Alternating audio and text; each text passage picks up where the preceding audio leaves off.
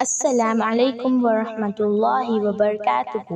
بسم اللہ الرحمن الرحیم۔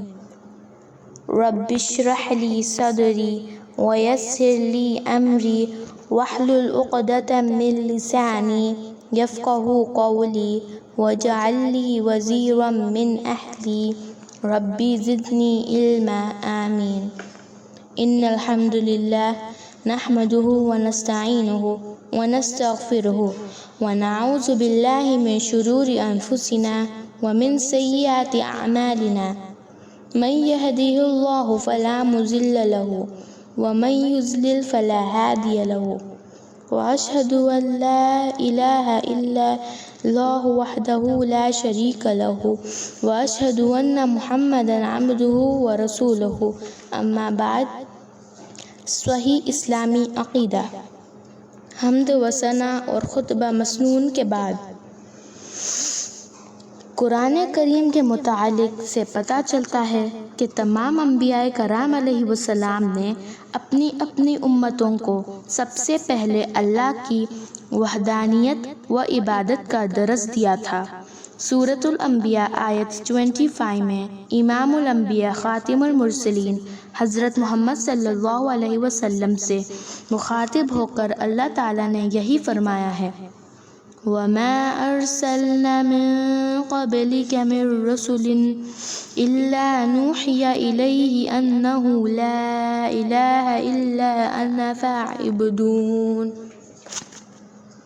اور جو پیغمبر ہم نے تم سے پہلے بھیجے ان کی طرف یہی وحی بھیجی کہ میرے سوا کوئی معبود برحق نہیں، تم میری ہی عبادت کرو۔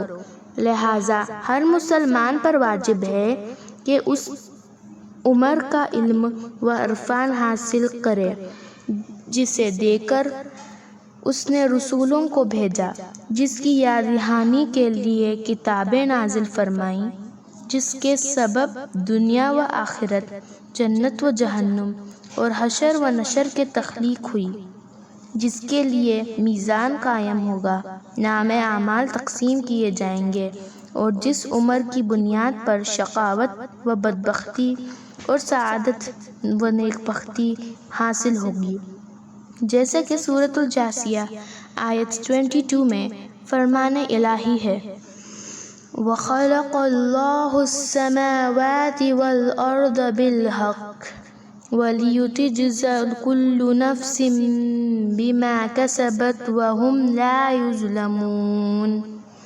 اللہ تعالیٰ نے آسمان اور زمین کو حق کے ساتھ پیدا کیا تھا تاکہ ہر نفس کو اس کے عمل کا بدلہ دیا جائے اور ان کے ساتھ ناانصافی نہ ہو۔ یہ نہیں ہوگا کہ نیک و بد دونوں کے ساتھ وہ یکساں سلوک کرے، جیسا کہ کافروں کو زعم باطل ہے، کیونکہ دونوں کو برابری کی سطح پر رکھنا ظلم یعنی عدل کے خلاف مسلمات سے انحراف بھی ہے۔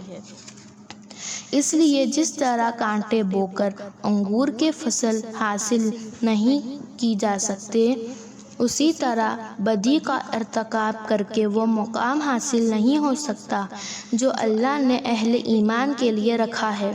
اس سلسلے میں ہمیں سب سے پہلے یہ جاننا ہے کہ دین اسلام کیا ہے اور عبادت کسے کہتے ہیں۔ اصلاح عقیدے کی اہمیت۔ دینی مسائل کو دو حصوں میں تقسیم کیا گیا ہے۔ ایک حصہ ایمانیات کہلاتا ہے، جسے ہم عقائد کے نام سے موسوم کرتے ہیں۔ دوسرا حصہ عبادت کہلاتا ہے، جسے ہم اعمال کے نام سے جانتے ہیں۔ دین اسلام میں عقائد کو وہی حیثیت حاصل ہے جو بدن میں ریڑھ کی ہڈی اور درخت میں جڑ کو حاصل ہے۔ جس طرح ریڑھ کی ہڈی کے بغیر بدن نہیں رہتا اور جڑ کے بغیر کوئی درخت زندہ نہیں رہ سکتا، اسی طرح اگر عقیدہ درست نہ ہو تو سارے اعمال خیرات جائیں گے۔ یہی وجہ سے منافقین کے صوم و صلاۃ اور اعمال خیر کی کوئی قیمت نہیں ہوگی۔ اس سے معلوم ہوتا ہے کہ سب سے پہلے چیز جس کا اصلاح کی جانی چاہیے وہ عقائد کا مسئلہ ہے، مگر بدقسمتی سے عقائد پر بہت کم توجہ دی گئی ہے۔ صحیح عقیدہ ہی ملت اسلامیہ کی بنیاد اور دین اسلام کی اساس ہے۔ اس پر امتوں کی عمارت استوار ہوتی ہے۔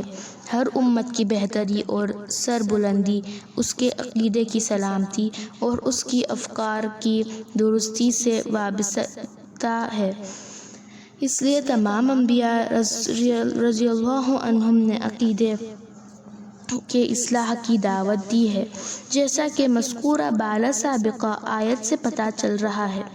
حضرت نوح علیہ السلام نے بھی اپنی دعوت کی ابتدا اسی طرح کی، چنانچہ سورۃ الاعراف آیت 59 میں ارشاد الہی ہے: لَقَدْ أَرْسَلْنَا نُوحًا إِلَىٰ قَوْمِهِ فَقَالَ يَا قَوْمِ اعْبُدُوا اللَّهَ مَا لَكُم مِّنْ إِلَٰهٍ غَيْرُهُ إِنِّي أَخَافُ عَلَيْكُمْ عَذَابَ يَوْمٍ عَظِيمٍ۔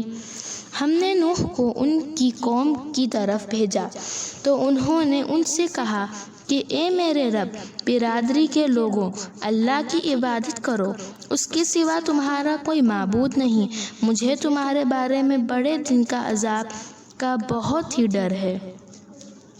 جزاک اللہ خیر، والسلام علیکم ورحمۃ اللہ وبرکاتہ۔